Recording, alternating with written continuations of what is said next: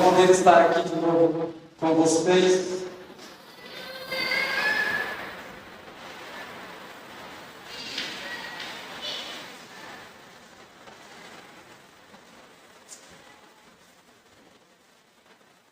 E dando continuidade à nossa série de identidade, hoje nós vamos falar sobre aliança, propósito e identidade.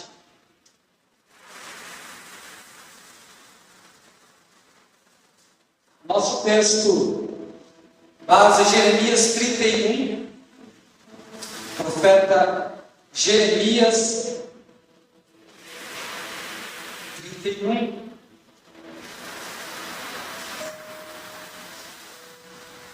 A gente vai ler os versículos 31, 32 e 33. Tá? Que nos diz assim: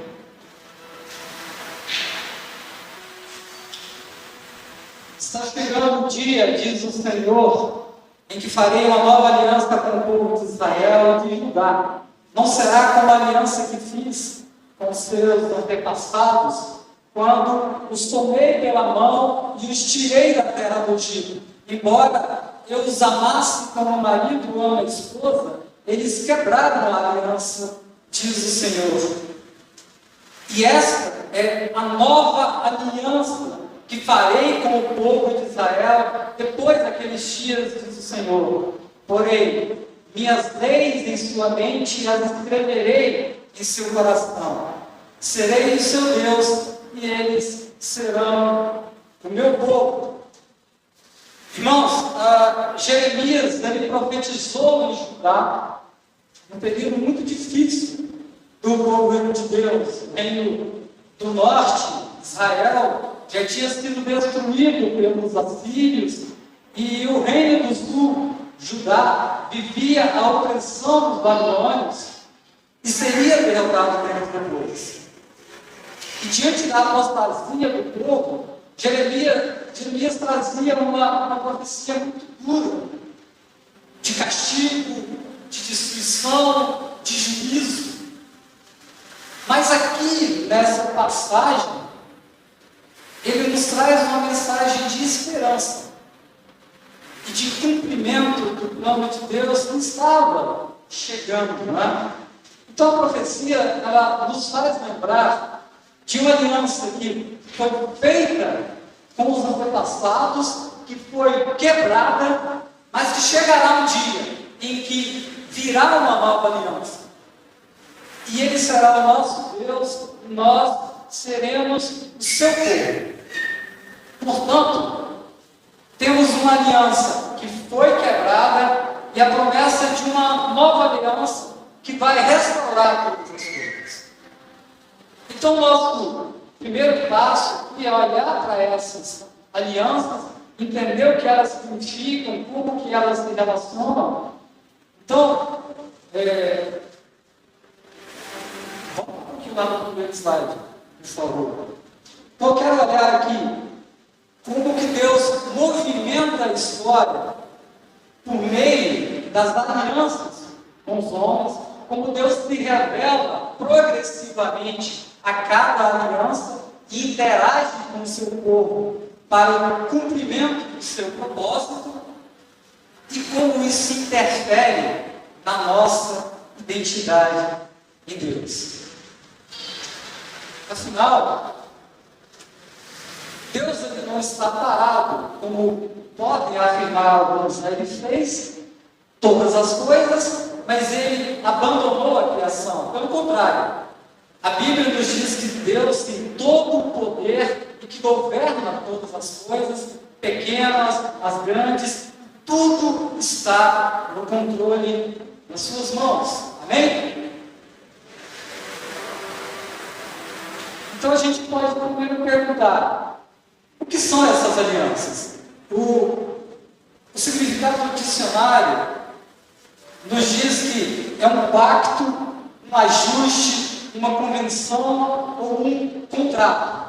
E apesar de algumas diferenças em cada um desses nomes, do seu significado, elas têm uma ideia em comum, que é a união entre duas partes.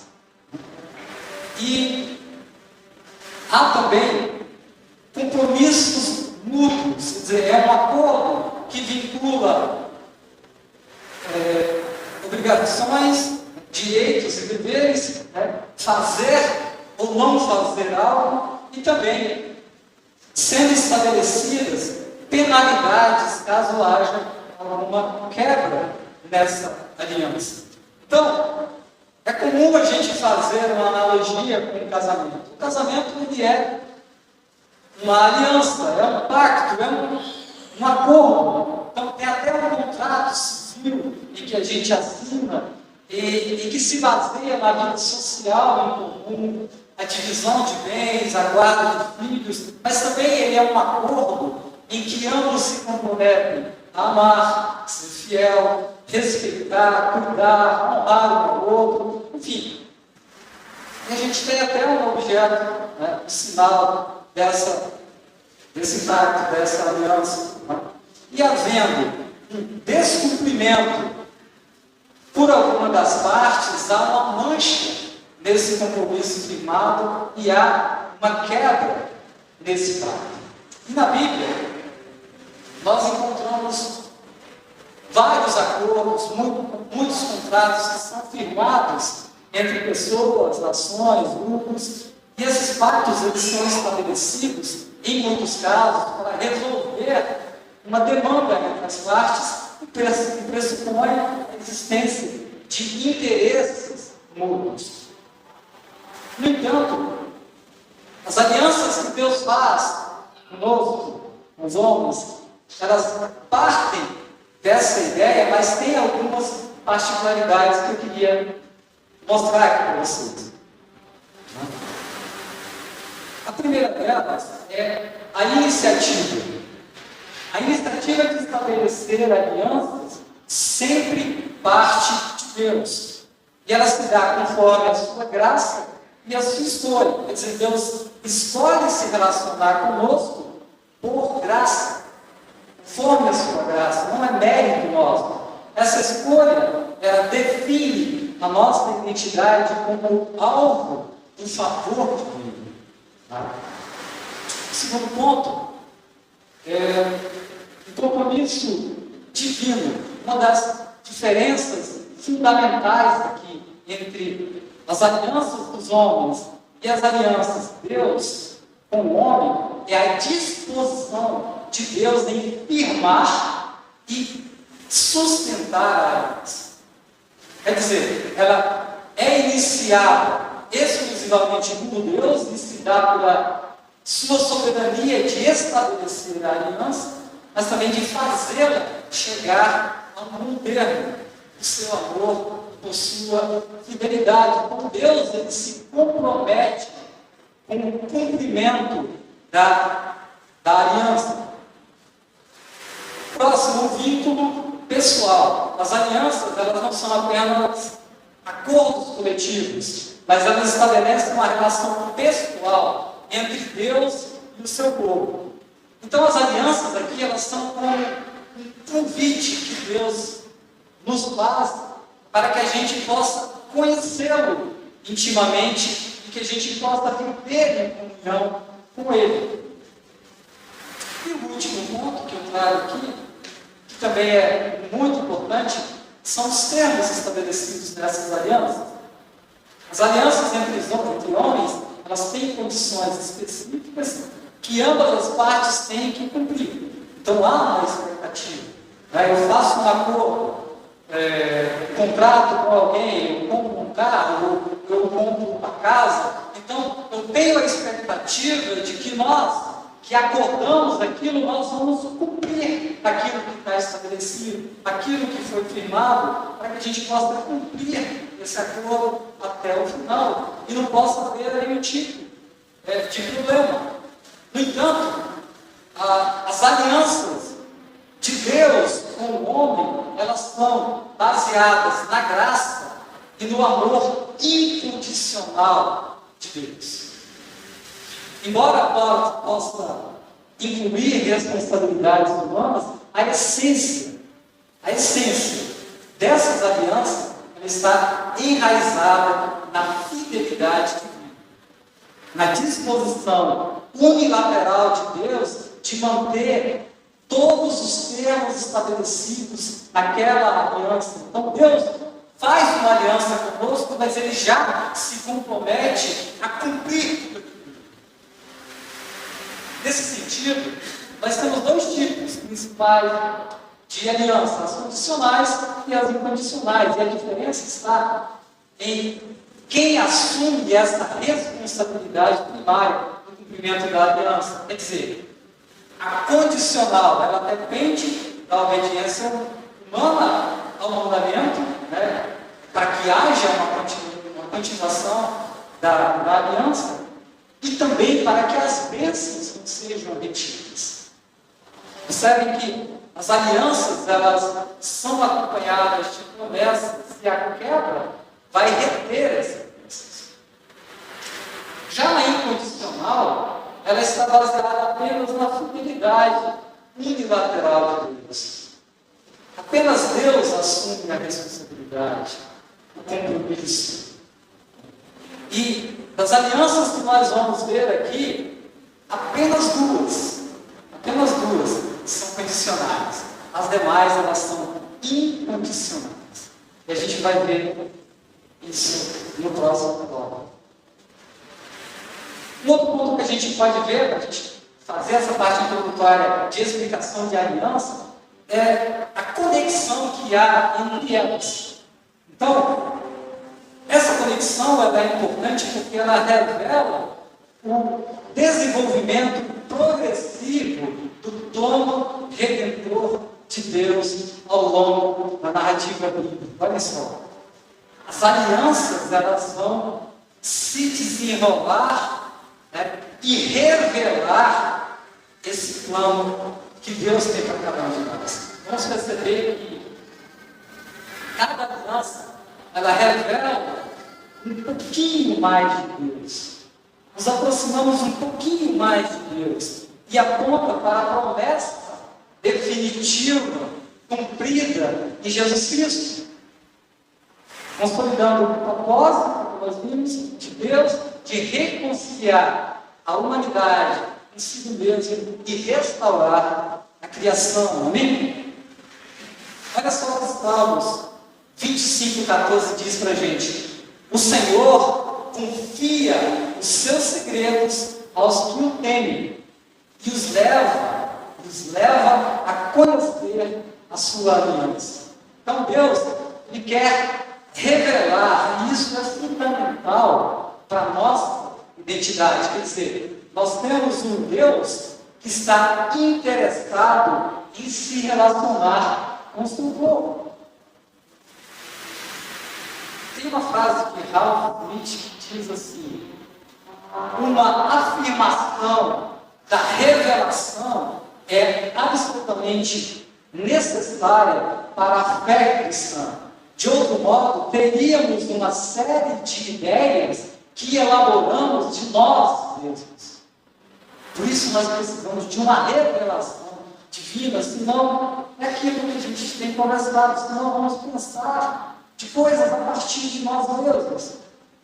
É o que nós aprendemos nas outras mensagens. É a disfunção da nossa identidade.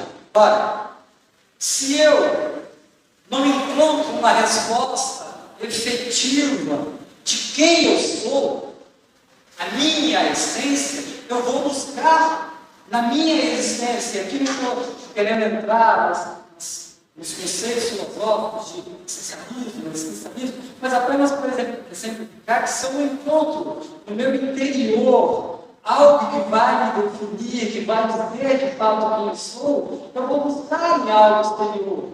Eu vou buscar naquilo, por exemplo, que eu faço, aquilo que eu exerço. Então, haverá da minha parte dizer que eu sou um servidor público, um trabalhador, um professor. Quer dizer, eu vou ter essa distinção da minha identidade, confundindo a minha identidade a partir daquilo que eu exerço, daquilo que eu faço. então eu sou aquilo que eu tenho. O pastor falou isso nas duas primeiras mensagens. Eu sou aquilo que eu tenho, ou então aquilo que eu não tenho, aquilo que me falta. Ou então vou buscar me apoiar nos meus desejos para dizer que eu sou. O pior ainda, eu vou buscar no outro. Eu sou o que dizem de mim. E aí você fica com mercê de um monte de coisas, porque você é levado de um lado para outro, dependendo daquilo que as pessoas querem de você, daquilo que as pessoas esperam de você. Por isso que a afirmação da revelação, ela é absolutamente necessária na profissão. Eu sou o que Deus diz que eu sou. Eu sou a identidade que Deus me deu. E a minha identidade é resultado de saber de onde eu venho, a minha origem, e para onde eu vou, o meu destino. Essa é a minha identidade. É isso que Deus diz que eu sou. Então, as alianças que Deus fez ao longo da narrativa bíblica, elas são fundamentais para a gente entender essa relação entre Deus e a identidade, a minha identidade em Deus. E aí eu começo a falar diretamente das alianças. Tá? Obviamente é um tema muito longo, vou passar por cima disso daqui. Tá? Eu acho uma boa sugestão, pastor Marcos, para uma série de mensagens, acho que seria muito edificante para a gente. Eu estudei alianças de Deus já há um tempo, né? Mas acho que seria muito legal a gente percorrer tudo isso daqui. A gente tem coisas espetaculares dentro dessas alianças. Então, a primeira que a gente encontra aqui é a aliança que Deus faz com Adão. A gente tem essas referências lá em Gênesis 1, 26, 28 e Gênesis 2, de 15 a 17.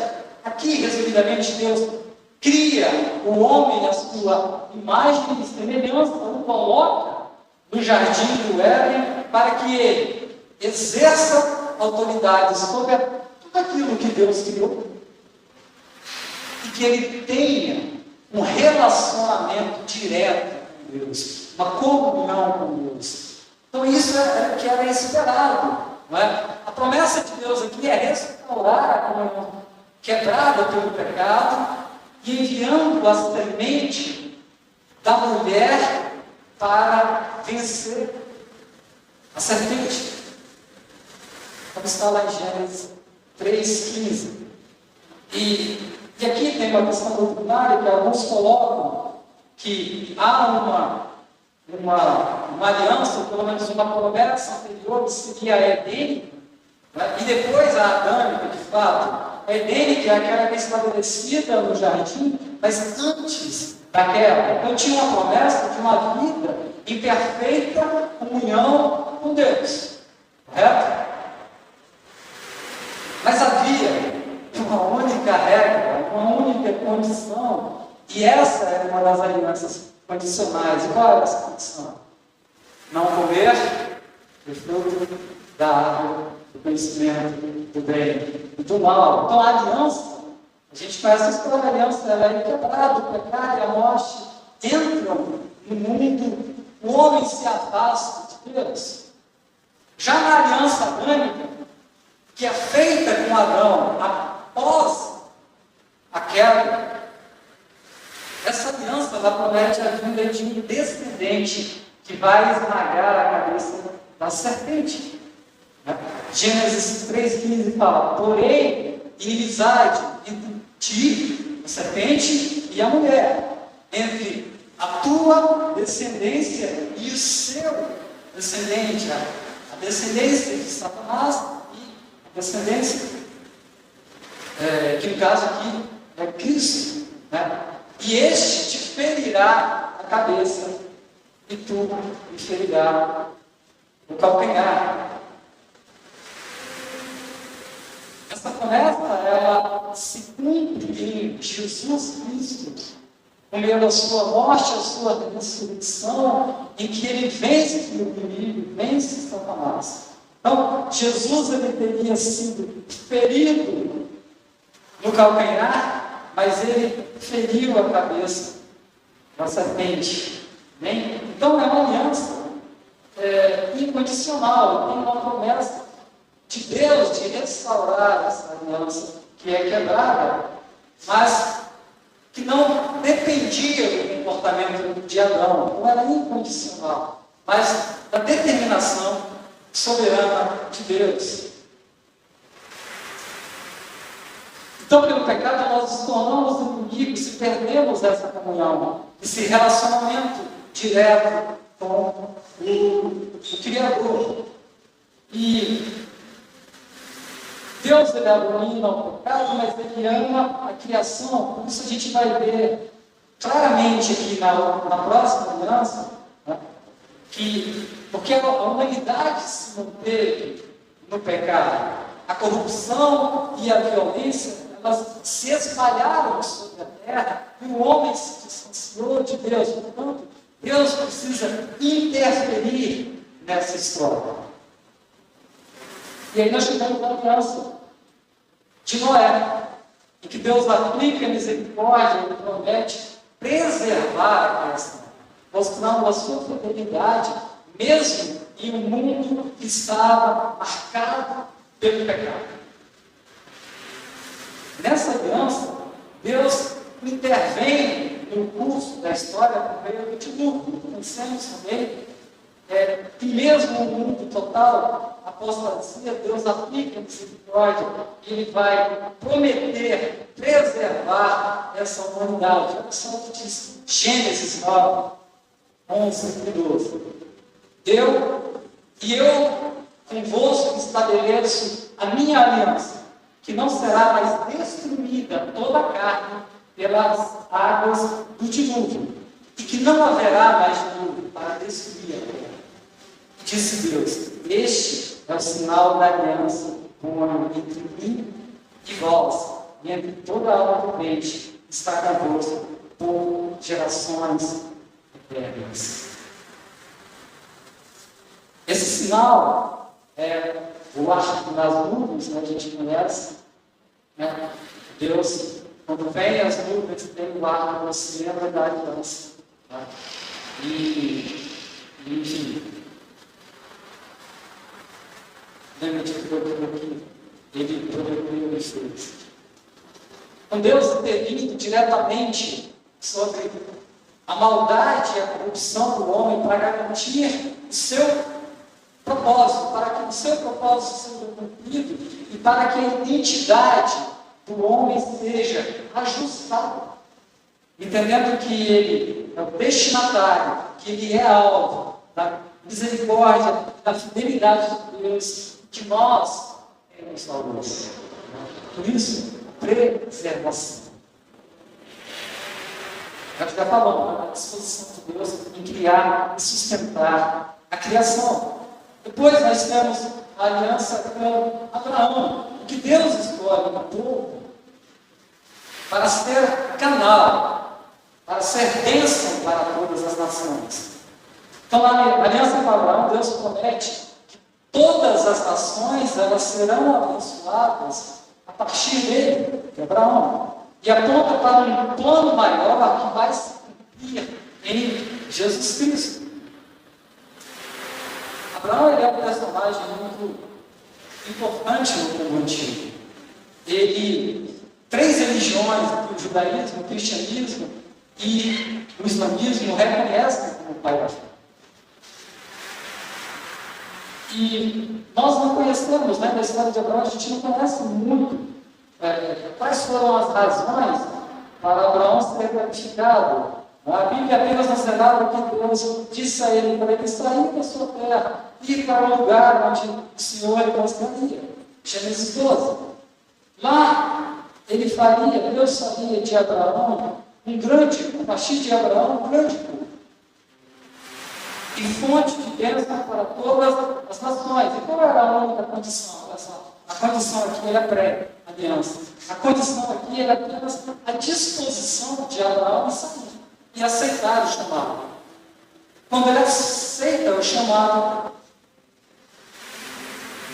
Deus firma uma aliança com ele. Nessa aliança, eu gostaria de resumir aqui, que está em Gênesis 15, que é uma passagem difícil hoje para a gente entender, né? Imaginar fazendo isso. Em que Deus ordenou que Abraão matasse animais de sacrifício e dividisse as carcaças desses animais, né, em duas filas. Talvez aí muito provavelmente isso esteja a ideia, né, de cortar a aliança. Esse ritual que está ligado a costumes antigos e a simbologia de selar o acordo com sangue, os animais eles eram mortos e divididos. E o que estavam fazendo esse acordo, eles passavam entre aqueles pedaços do animal cortados, se comprometendo a cumprir aquele acordo. No entanto, Deus nos diz que Deus fez cair um sono profundo sobre Abraão, e somente o Senhor passou por meio daquelas carcaças como uma tocha de fogo. Isso nos diz que não foram impostas condições a Abraão ou aos seus descendentes. Deus, somente Ele imprimiu o próprio selo desse contrato, foi testemunha dele mesmo naquele dia, e que Ele mesmo garantiria o cumprimento de cada palavra daquela aliança. Então entendemos que Deus promete que todas as nações serão abençoadas através dele, revela o seu plano de redenção para o seu descendente, Jesus, no qual todas as coisas vão se convergir. Gálatas 3,16 diz assim: ora, as promessas foram feitas a Abraão e todo seu descendente, e aos teus descendentes. Não diz e aos descendentes, como se falando de muitos, porém como de um só. E ao teu descendente, que é Cristo. O que a gente aprende, então, com isso? O que isso influencia na nossa identidade? Essa aliança, ela nos coloca como alvos de uma grande promessa e nos coloca como herdeiros de uma bênção que vai transcender gerações. Abraão se tornou o pai da fé e é um referencial para a gente de confiança em Deus. Ele molda a nossa percepção de identidade espiritual. Percebam como há uma diferença aqui. Como Deus está movendo na história, Ele está se aproximando, buscando se aproximar cada vez mais. Depois nós temos a aliança com Moisés. Aqui é dada as leis. Deus entrega a lei ao povo no Monte Sinai e estabelece padrões éticos e morais para a comunhão com Ele e entre os homens. A função dessa aliança era formar um caráter santo e justo, realinhando a nossa identidade.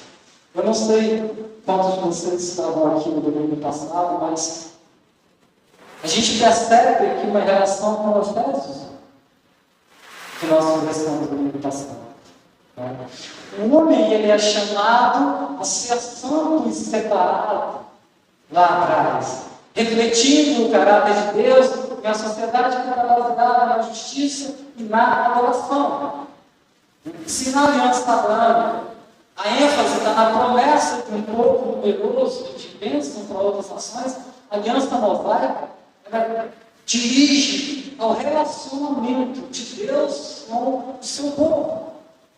Diferente. Por isso que a gente tem povo escolhido e nação santa. Deus está chamando esse povo para ser santo e separado. Deus está mais próximo, buscando se aproximar. Percebe? O cuidado que Deus tem com o povo do Egito até a terra prometida. Lembra como Deus cuidou de cada detalhe, a ponto de que o pastor Marcos até falou, nem as roupas e as sandálias desgastaram. Olha o cuidado. Deus mandou construir uma arca da aliança para representar a sua presença e para lembrá-los da aliança com Deus. Olha o cuidado. O nosso texto, em Jeremias 31, ele vai dizer assim: quando os tomei pela mão e os tirei da terra do Egito, olha só como isso é forte. Peguei pela mão e os tirei. Deus estava no controle de todas as coisas. Deus estava cuidando daquele povo, independente de ser um povo murmurador, de ser um povo que vivia reclamando. Moisés só com nós, Moisés está todo mundo afastado. Quer dizer, Deus pega pela mão. A gente olha para o povo de Israel e a gente percebe que a gente não é muito diferente. A gente não é muito diferente. Deus precisa pegar na mão, Deus precisa pegar no colo, botar nas costas e andar. Por isso que Deus está sempre perto de nós, Ele não descuida de nós. E nesta aliança aqui, com Moisés, ela é condicional. No momento da aliança, Deus lembrou as pessoas de sua obrigação de obedecer à lei de fidelidade. Êxodo 19, 5 vai dizer: agora, pois, se diligentemente ouvirdes a minha voz e guardardes a minha aliança, então sereis a minha propriedade peculiar dentre todos os povos, porque toda a terra é minha. E o povo vai concordar com isso, com essa aliança, e vai dizer: tudo o que o Senhor falou, faremos.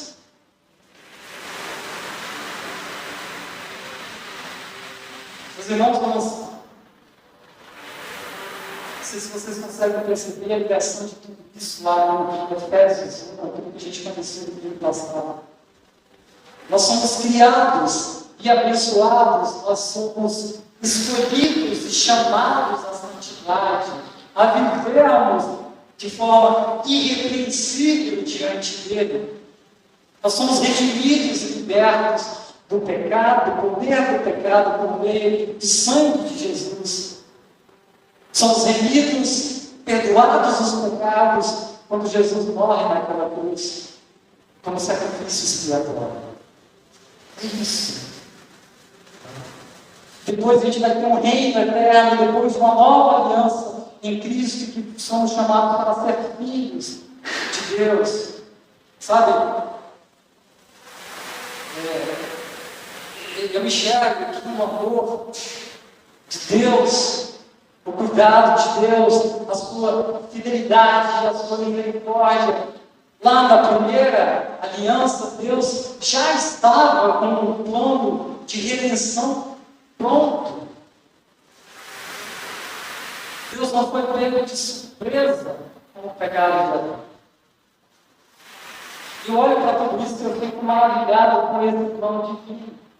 Sabe, todo esse planejamento, essa orquestração que eu comparo com uma grande sinfonia, eu gosto muito de música.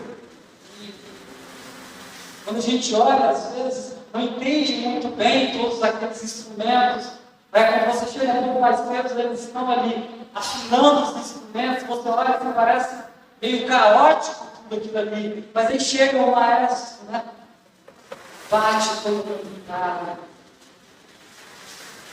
E a gente percebe que ele conduz cada detalhe, percebe cada descompasso, corrige cada nota errada. Tudo está nas mãos de Deus. Deixa eu fazer outro parênteses. Meu tempo está acabando, mas deixa eu fazer rapidinho. Domingo passado, durante o louvor, Deus me lembrou a visão do trono em Apocalipse, lá relatado por João, misturado também com um pouco de Ezequiel, de Isaías, a visão daquele sublime trono, os 24 anciãos prostrados, os quatro seres viventes, características de anjos, dizendo: Santo, Santo, Santo é o Senhor, o Deus Todo-Poderoso, que era, que é, de agir. Eu fiquei lá atrás, assim, ficou marcando na minha cabeça: Santo, Santo, Santo. Achei isso espetacular, isso é sensacional.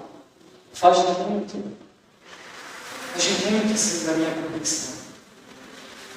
E o fato de não entender, antigamente me irritava, mas hoje eu me deixo mais fascinado por Deus. Me aproxima mais dele e ele me faz agradecer por esse pouquinho aqui que ele se deixa revelar, né, por meio das suas escrituras. Amém? Sabe, é algo maravilhoso a gente ter uma experiência próxima com Deus, genuína. Sabe?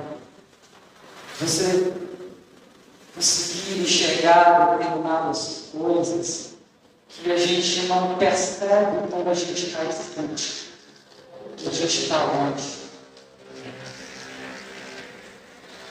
Enfim.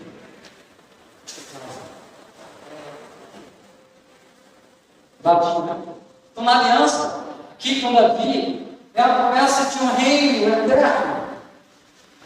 E que um dos descendentes da linhagem de Davi vai reinar para sempre. Essa promessa ela se cumpre com a vinda de Jesus, que é da linhagem de Davi, e vai estabelecer um reino que não tem fim, que é eterno. Lucas 1, 32 e 33 vai dizer: Este será grande e será chamado Filho do Altíssimo. Deus, o Senhor, lhe dará o trono de Davi, seu pai. Ele reinará para sempre sobre a casa de Jacó. E o seu reinado não terá fim. Amém? Glória a Deus. Então, percebam que na narrativa bíblica, promessas específicas, elas se cumprem no desenrolar da história, e que cada aliança tem uma promessa que se realiza nesses eventos subsequentes. Aqui, o homem é convidado a ter uma relação, a participar desse reinado eterno de Cristo. Né? Somos chamados para fazer parte do reino. Isso faz total diferença na nossa identidade. E por último, onde todas as coisas se convertem. Efésios 1, 9 a 10. Todas as coisas se convertem, todas as coisas se convertem. E essa é a nova aliança prenunciada por Jeremias, e texto que nós lemos em Jeremias 31. O qual, por meio do sacrifício de Jesus, temos uma nova relação com Deus. Somos reconciliados, somos perdoados, somos renovados a nossa identidade, e agora aceitos como filhos de Deus. Então, Deus oferece perdão completo, uma transformação interior, reconciliando o homem consigo mesmo por meio de Jesus. E sabe a mudança aqui no texto de Jeremias? O Senhor diz: porei as minhas leis em sua mente e as escreverei no seu coração. Se antes as leis elas estavam em pedras, agora elas serão colocadas em nosso interior, nossa mente e o nosso coração. Primeiro ponto que a gente encontra aqui, observem que a areia na reafirmada, indicando que o problema não era a lei. E o próprio Jesus afirma que não veio para revogar a lei, mas para cumpri-la. Né? E o segundo ponto se refere à interioridade, onde Deus vai trabalhar em nós. E aqui a gente pode trazer a ideia de mente interior de Agostinho.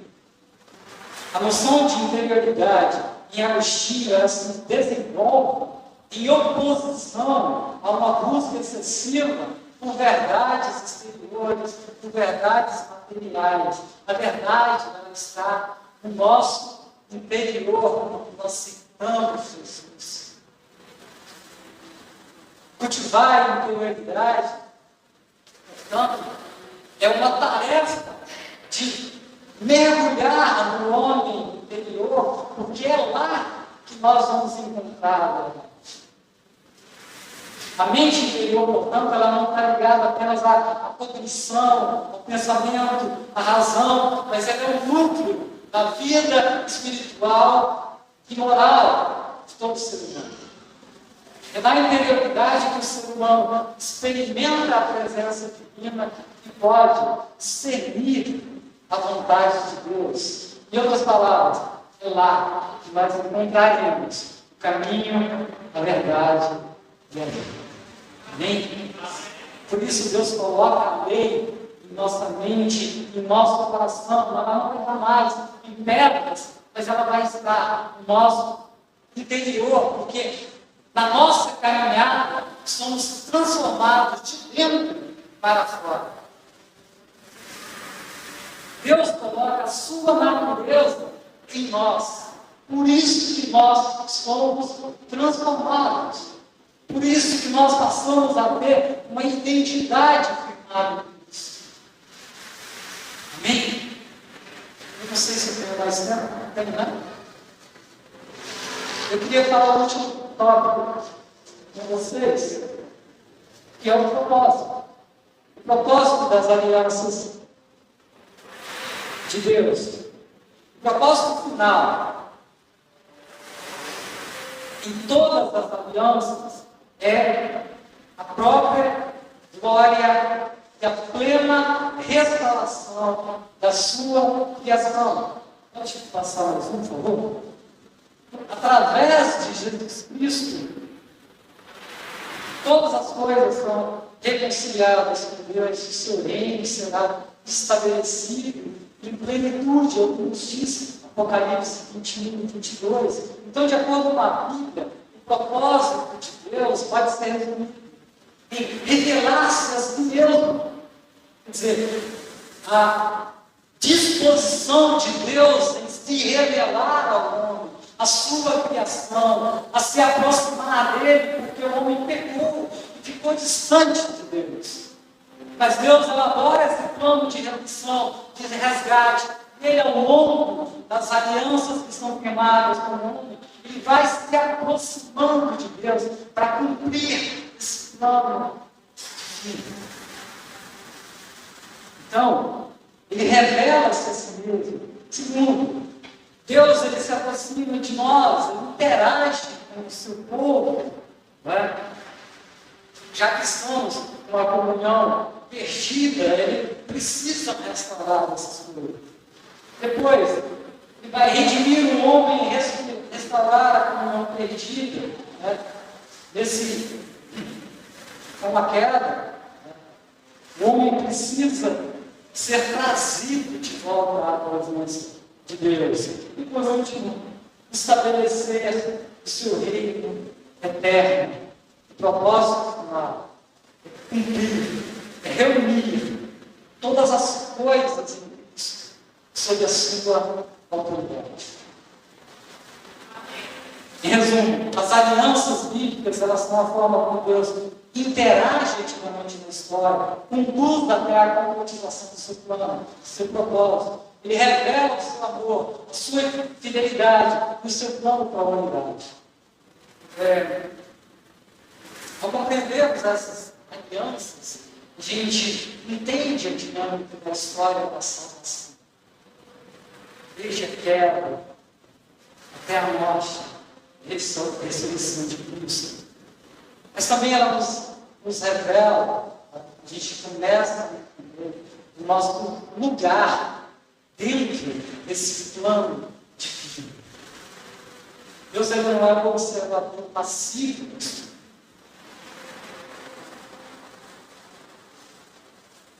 Ele é o autor e consumador de tudo, que age através das alianças para o cumprimento de seus propósitos. Eu fiquei pensando numa conclusão dessa nossa reflexão hoje. Quer dizer, o que eu entendo de tudo isso? O que eu extraio de todas essas coisas? E talvez a minha conclusão seja um pouco diferente. Deus colocou no meu coração a nossa total incapacidade de cumprir sozinhos as alianças. Total incapacidade de cumprir. Não por causa das alianças, mas porque nós resistimos em depender de Deus. Nós queremos sempre fazer as coisas sozinhos, no nosso braço, na nossa força. Eu poderia concluir essa mensagem com várias mensagens sobre a aliança. Como eu falei, eu tive um entendimento diferente. Eu escolhi talvez uma passagem talvez inusitada para esse momento, justamente porque Deus falou muito forte no meu coração ao preparar essa mensagem em relação à dependência. Tem um texto muito conhecido em 2 Crônicas 7:14 que vai nos dizer assim: se o meu povo, que se chama pelo meu nome, se humilhar e orar, buscar a minha face, se conhecer os seus maus caminhos, eu ouvirei dos céus, perdoarei os seus pecados e sararei a sua terra. Meu Deus, como isso aqui é difícil para mim. Mas eu não entendi. O que eu tenho que me humilhar? O que é isso? A nossa compreensão errada das coisas. Né? Deus está falando assim: se o meu povo, olha para essa, se o meu povo que se chama pelo meu nome, esse povo que clama por mim, o que ele precisa fazer? Ele precisa se humilhar. Ele falar: Deus, como é que faz isso? É tão absurdo.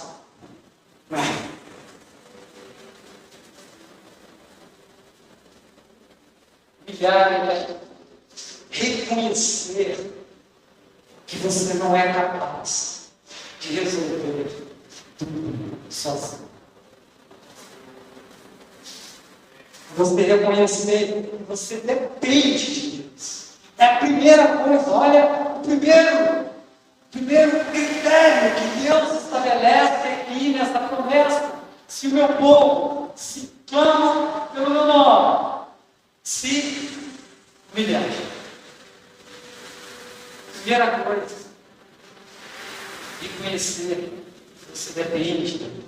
Depois, orar significa voltar-se para Deus, olhar para Ele, entender quem Ele é, que Ele cuida de nós.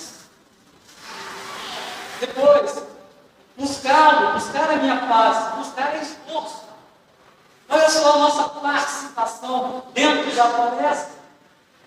Buscar em esforço é aquilo que a gente emprega por algo que a gente almeja. Sabe, a gente quer tanta coisa, a gente quer um carro novo, a gente quer um emprego melhor, a gente quer um salário melhor, a gente quer casar, a gente quer uma casa, enfim, a gente tem tantas coisas materiais, a gente quer saúde.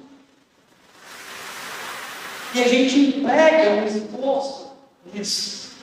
Então o que Deus está nos falando aqui, se Ele buscar a minha face, é um esforço, é a nossa parte. Só que a gente precisa também afastar dos maus caminhos. É o arrependimento. O arrependimento é o caminho para o perdão. Só que não adianta só arrepender. A gente precisa abandonar as velhas práticas, viver em novidade de vida.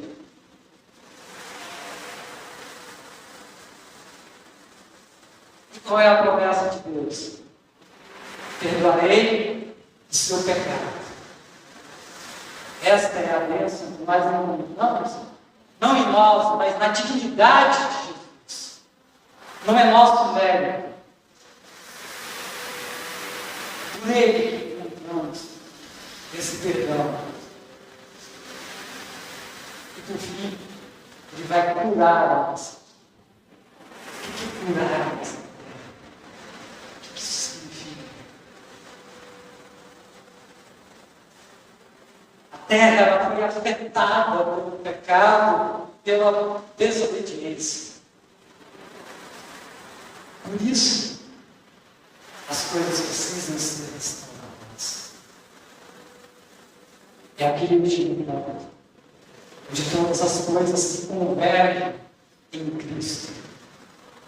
É lá que está a bênção, é lá que está a paz, é lá que está a prosperidade, a segurança, a intimidade com Deus. É lá que nós nos encontramos. Se a gente olhar na primeira aliança, o homem na criação do dia ia lá e se encontrava com Deus. Comunhão com Deus, intimidade. Então, curar a terra é restaurar todas as coisas. Essa é a promessa de Deus para nós, se nós viermos, se nós orarmos, se nós buscarmos a sua força. Se a gente se afastar dos maus amigos.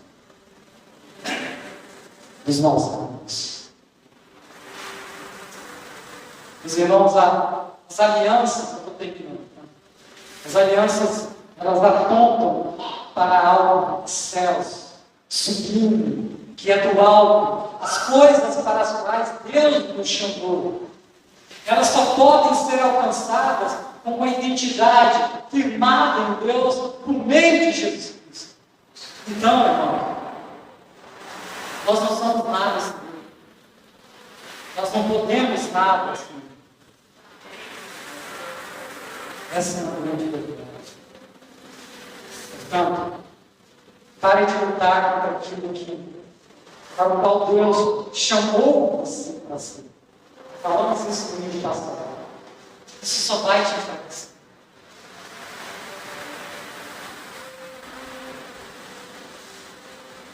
Isso é uma mensagem muito para mim, como pastor.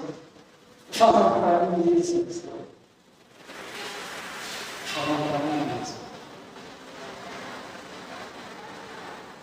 Então, voltando para o nosso texto base de Jeremias, deixa Deus colocar a vontade dele no seu interior, escrevê-la no seu coração. A sua melhor versão é a original, criada por Deus. Não inventa outra, não viva outra, não seja um arremedo, um simulacro daquilo que Deus criou. Deus tem o melhor para cada um de nós. Queria dizer, nesse tempo.